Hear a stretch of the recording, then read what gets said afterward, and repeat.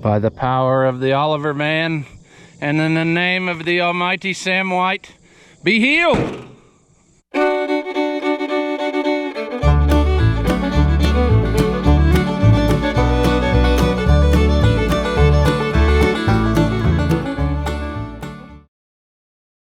Welcome back.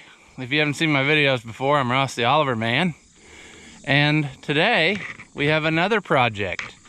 This is a tractor that was dropped off by a customer. He's had trouble with it on and off for a couple years, and he's asked different things and tried it. And then there was a long stretch where it really ran good, and here lately, it's decided to start giving him fits again. So this is the first time I've ever seen it in person, and I guess what I should tell you is what it's doing. He says after it gets hot, it starts to cut out, it dies, and then it will not start again for a few minutes, fires up and runs. Well, he dropped it off while I wasn't here. I came home, I laid my hands upon it, and I guess that just that action must have put my eternal blessing on it, because it never has died for me yet. And so I'm really kind of puzzled. I do think I fixed it, but it was doing something else that I did other than just touching it. My thinking was, when I saw this thing and just kind of did a walk around, I forgot that he said it had electronic ignition. Okay, I got interrupted on the phone, so that's okay. But anyway, I forgot that he said it had electronic ignition, so what I had done is I took the cap off, and I wanted to look at the igniter and see what style it was, because I was thinking, well, I'll just slap a set of points back in it and eliminate the igniter as the problem. You know, I can, because I've got tractors with this distributor, so an extra set of points wouldn't be any big deal to have around. And because I was thinking, after everything that he's done and we've talked about on the phone, that the igniter had to be the problem, because as it would get warm, it would start to act goofy, and then after it cools off, it would work again. Normally, that's like a symptom of the coil, but he put one on the other day after I told him that's probably what it was, and he said it did it again for him. He drove it around for 5 minutes in the barn lot, and he said then it would start this problem again and die. Well, I wish I had just started it up and drove it around and not touched anything, because I think I accidentally healed it just by doing this. But when I took this off, and we can take it off again and look, maybe it'll unheal itself, and then it'll be a more interesting video. But on these, the igniter is actually the whole plate. You take out the regular plate, and here I can see it's doing it again, and that's why it was acting goofy. I noticed when I took this off, it wasn't this bad, but did you see how that plate just dropped down? I noticed that these bolts were loose, and that igniter plate was not, I think what was happening is it wasn't making a good ground. It probably worked good for a while until this vibrated loose, and then it was losing ground at certain points, and it was just a coincidence maybe that it was a certain amount of time that it would go. I think this is kind of a stupid design myself for this plate. I really wish they had put lugs on it so that you could physically tighten it to the side of the distributor instead of this, because you can see what it does is it just draws it tight to the outside, and like just a minute ago it was sitting in there cockeyed. So that's not gonna fly, you know. That's part of our problem. Now I've really destroyed it, so good for me here. There we go. So I want to get this much more better tightened up, and I'm not exactly sure if I want to. I even thought about maybe switching the bolts one side to the other, but I think that might be more difficult to tighten. You can't get anything on this screw head though, that's the problem. And I don't know if that nut will fit in the slot. I have to look at some of my other distributors and see how this was concocted here. But I really believe that that was the tractor's problem, is that this plate is not getting a ground, because people love these electronic ignitions. If you have one, more power to you. I do not like them. I don't think they're worth the cost, because this is over $100 for this little gizmo. You can put a lot of sets of points in for $100. And my beef with them is there's a lot of rules you have to follow for them to work correctly. You have to have a good solid 12 volts to them, or they will not work right. So a lot of times, especially on vehicles that I've encountered this on, guys hook it to the regular distributor wire, but the regular distributor wire, power wire, was not a full 12 volts. And a lot of vehicles, it had a resistance wire, and so that will mess with this plate. It won't run right. Another thing people don't understand is it's got a red and a black wire. Those go to each side of your coil. The black wire is not ground. The thing gets its ground through the body of the distributor. So that is why when this plate is loose, it could mess with its running, because, you know, it's not being held tight enough, or it's like if you were sitting there flipping a switch on and off. It's losing ground for a second and whatever, and finally it may be enough to overcome it and kill the tractor. But there was another thing I did after the fact I'll tell you about in a minute. But anyway, so that's another thing. Another mistake people make with these electronic ignitions is they don't use the right coil. This thing has to have a 12 volt coil that is resisted at least 3 ohms. And usually coils are like 1.5 or in the 3 to 4 range. And so you have to have, like, they sell a mate to this, you know, that's called like the flamethrower coil that's supposed to match this, but they make it in different resistances, and you have to get the one that matches your igniter. The IC14 from Napa is around like 3 1/4, I think, resistance, so it should work fine with this. But if you would only have like a 1.5 coil, it would burn this igniter up, and I've seen that happen. So that's why it's important you follow their directions when you do it. Like I said, I'm not necessarily sold on the igniters. Yes, it starts instantly. You know, you don't have to worry about the points corroding if it sits for a while. But the big thing you have to worry about on these, like this is like the original igniter, and then they made an igniter 2 and igniter 3. But I think for the tractor, the only thing you can get is the original igniter. And the bad thing about it is, if you forget sometime and you leave the key on, this thing will fry itself and it'll be totally garbage, and you're out $120. So it'd be a lot easier to put in a $40 set of points if you did that by accident than, you know, have to replace this thing. Plus all of the quirks that can happen with this igniter, you know. So I don't know. It works good. I think I got it licked, so we're not going to mess with it. I am going to retighten this plate in here better. The other day when I did it just hand tight, so that's probably why it jumped up out of there again. But I think that is what his biggest problem was, is that it was losing the ground. And then the other thing is, I guess I'll show or talk about, we'll go to the other side of the tractor. The first night I drove the tractor for 45 minutes and it never died a single time.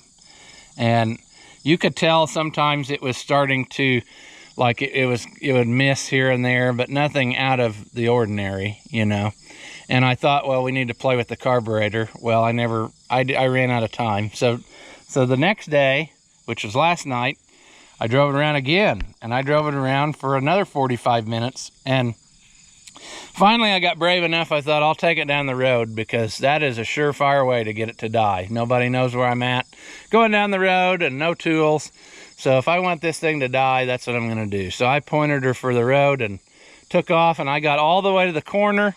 And when I throttled it down to the corner, it died. And so what it amounted to is this carburetor was all jacked up. It wasn't adjusted right. The idle speed was too high or too low, and the needles were way wrong. I think the load needle was like 8 turns out, and this one was like 6. And it should be more like, you know, 1.5 and 2.5 for starters, and then fine tune.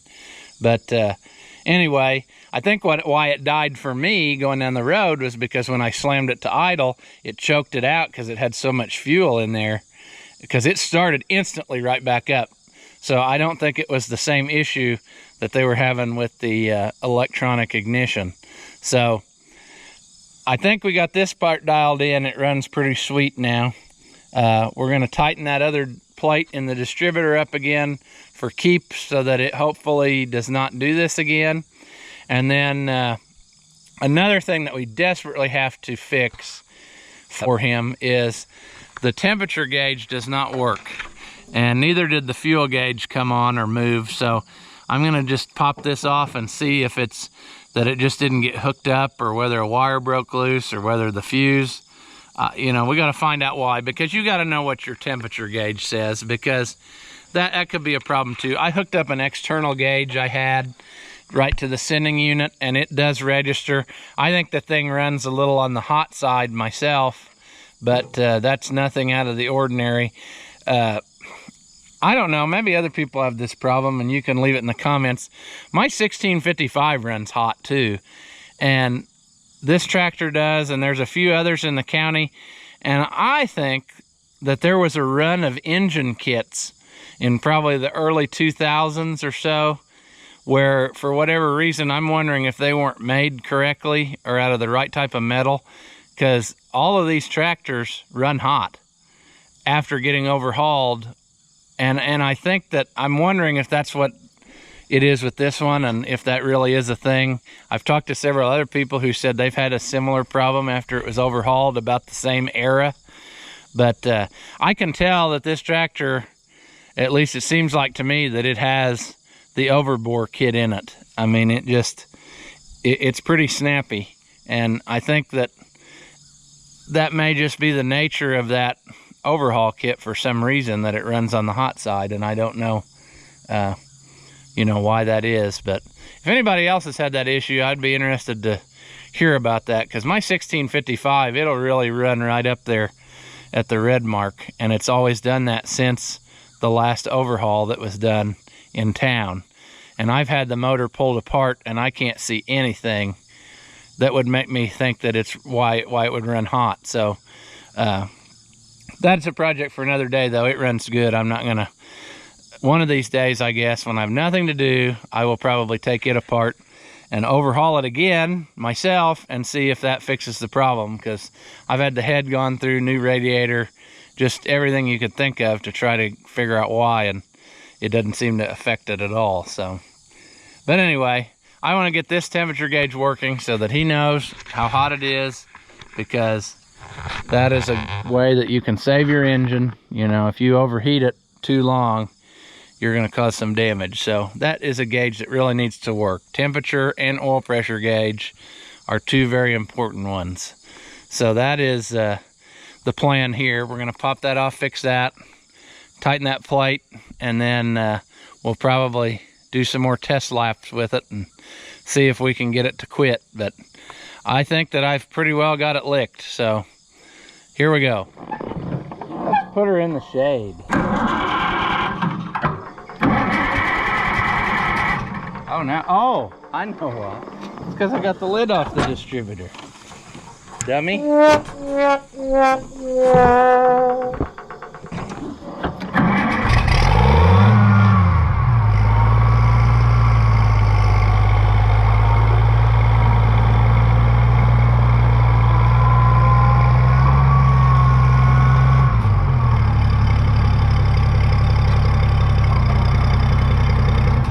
All right, I got her going there. I forgot we took the top off the distributor, so that's why it didn't fire.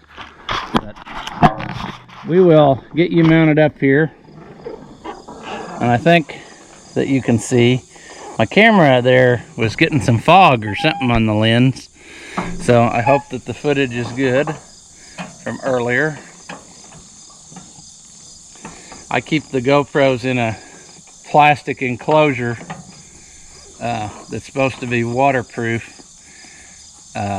This one wouldn't be because it's got holes in it I've made, but for the impact resistance is what I was after. So that's probably why sometimes it seems hazy or sounds muffled, because I'm trying to protect my camera, see?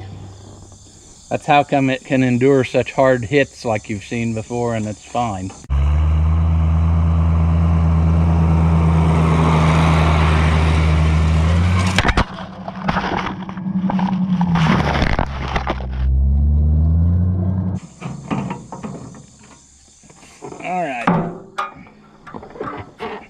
let's have us a look-see. We have the only fuse that's hooked up is the one that goes to the headlight switch, which is also froze up. Does not move. So that makes me think that this one here was probably the fuse for the, let's see here. Oh, what have we got here? The amp gauge does work. So what's going on? Anyway, it's obvious that our two gauges here are just not hooked up. They're not getting power. So we're gonna figure out what they've done. Here's a good example. When I was working on one of the tractors in the other videos, I talked about how the back side of the fuse holder comes off. Here's an example of that same thing. The back half is broken off, and you can see what's missing. That's a common thing that I find a lot. So anyway, we're going to get another fuse holder, and we are going to fix his gauges so that they come on. I just noticed another thing too, but his oil pressure gauge doesn't go to 0. So I wonder what the oil pressure actually is on this tractor. It might still be telling us the truth, and it might not just go down to 0, but I don't know. That's not what it's here for. I gotta watch that I don't just fix things that aren't necessary, but a gauge that doesn't work at all, I feel this is necessary. So we're gonna get this to work.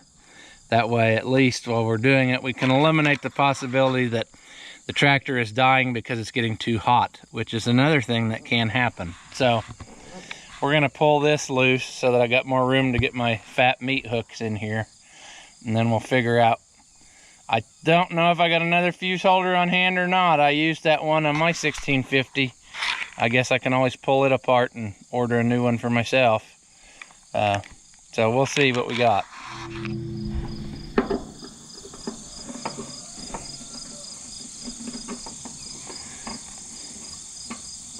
I should probably disconnect the battery before doing this, but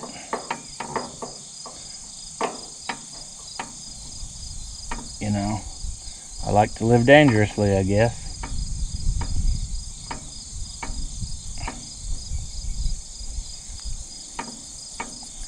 Hopefully this is not a big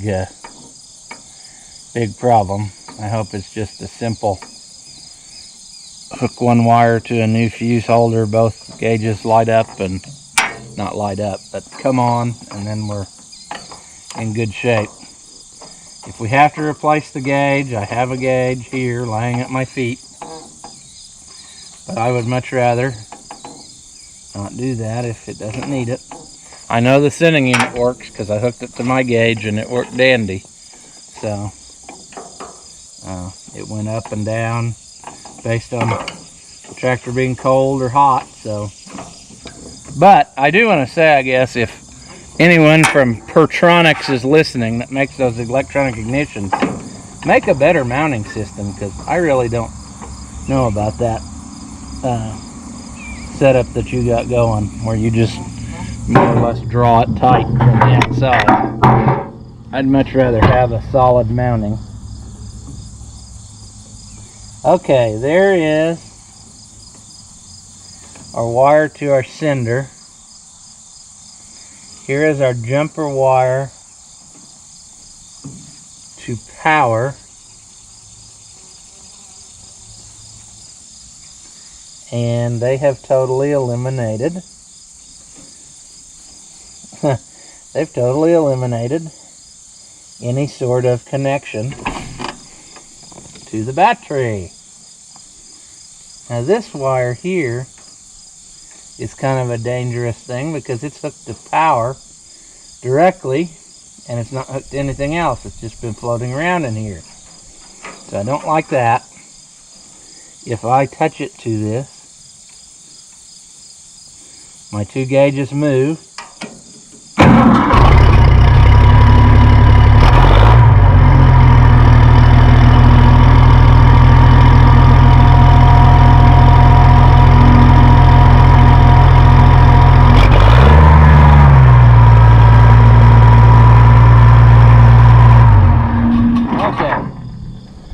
we do have power if I touch it, and both gauges move.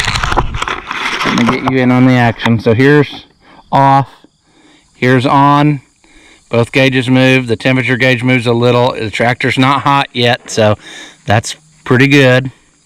So that tells me that all we have to do is make us a wire to a fuse, and we'll be in good shape.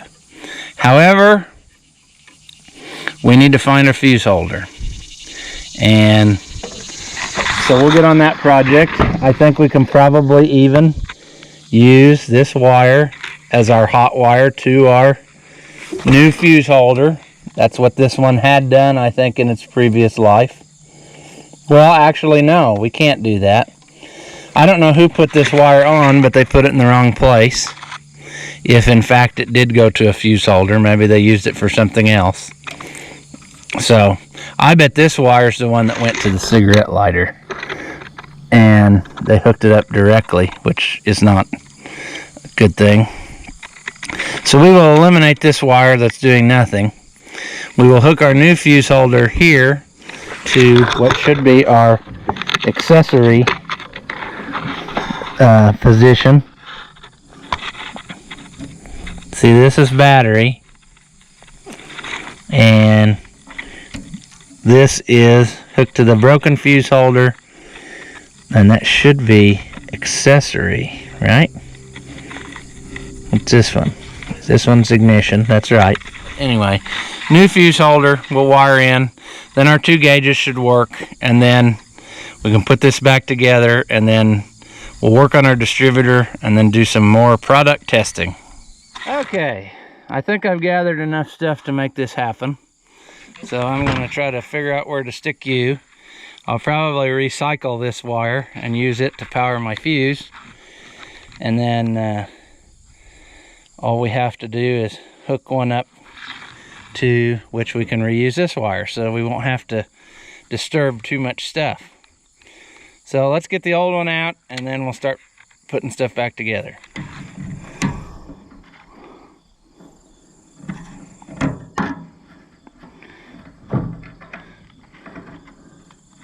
Wiring in dashes is always fun because it never fails that you have to be like half up and half down, so you can't really sit and you can't really stand.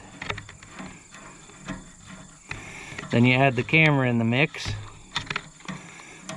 so I'm sure it's really doing great.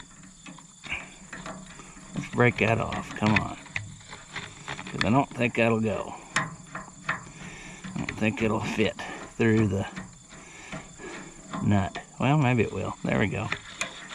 Okay, original style fuse holder, delete. And we'll put this one in, so it's ready to go. It's made a little bit differently, but it's the same idea. It's a panel mount fuse holder that accepts round glass fuses. So we want to, how do we want to do this? We want it like that, maybe.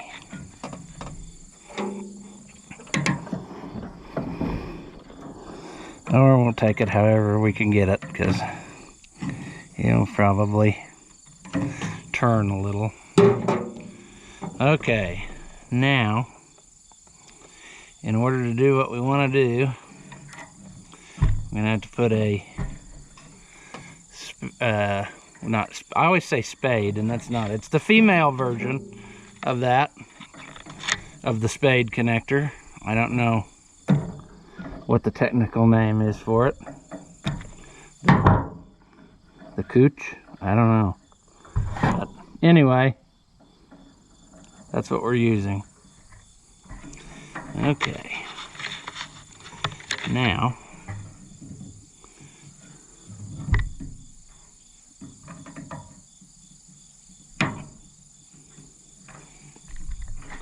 put that there. And we'll try to rescue our, boy, I don't know if I really want to save this like this, or just snap it off and I think that's too dangerous. I think we're gonna disturb this other gauge if I do that. So I'm just gonna break it off. Start over. Is this gonna be enough wire to get me where I wanna go? Yes, it will. Okay, how do we wanna route here? We probably wanna go like this.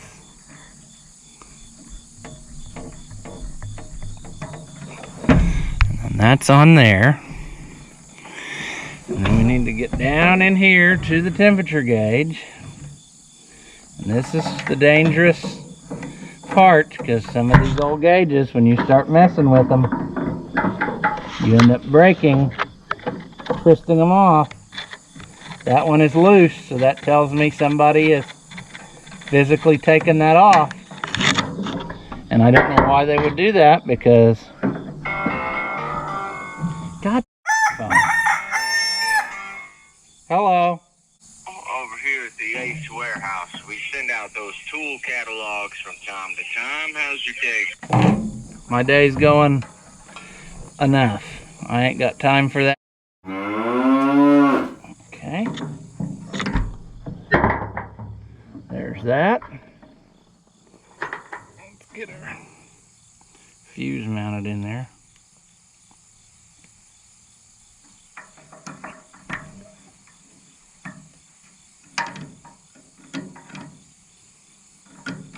Okay, I think we're in good shape. We'll pop this panel in.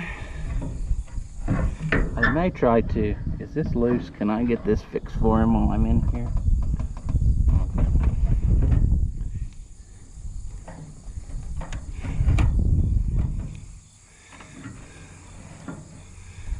I'll tighten her down.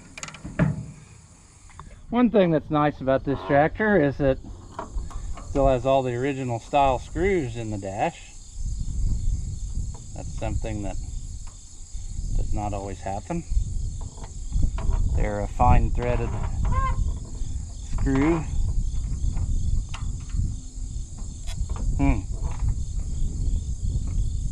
Would be even cooler if I could get them to start. Crank that down a little bit.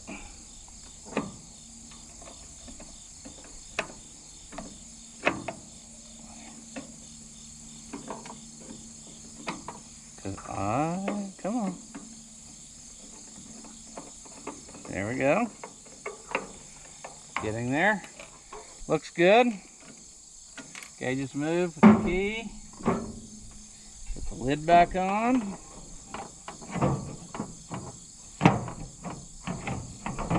Maybe. Oil pressure gauge has dropped down to 0 again. So maybe it's just slow at bleeding off the pressure, which in theory would be good. That would mean the engine has good oil pressure, right? If the gauge doesn't slam to 0 right away. We need to put the fuse holder back in for the headlight switch, which doesn't work, but if we don't put it back, it'll vibrate out. So there we go. So if you don't know, on these tractors, 50 series especially, you would have a fuse for instrument cluster, a fuse for headlights, and the third one was for the hydraulic system, which with these square levers, the button is on the front, and they're actually not rested solid on here, so this one would probably have a chance of actually still working, but you have to have a fuse to power it. And then you can move that adjustable stop collar from the seat. But anyway, we're good here now. We're gonna go to the distributor and see about tightening it up for keeps so that this doesn't happen again.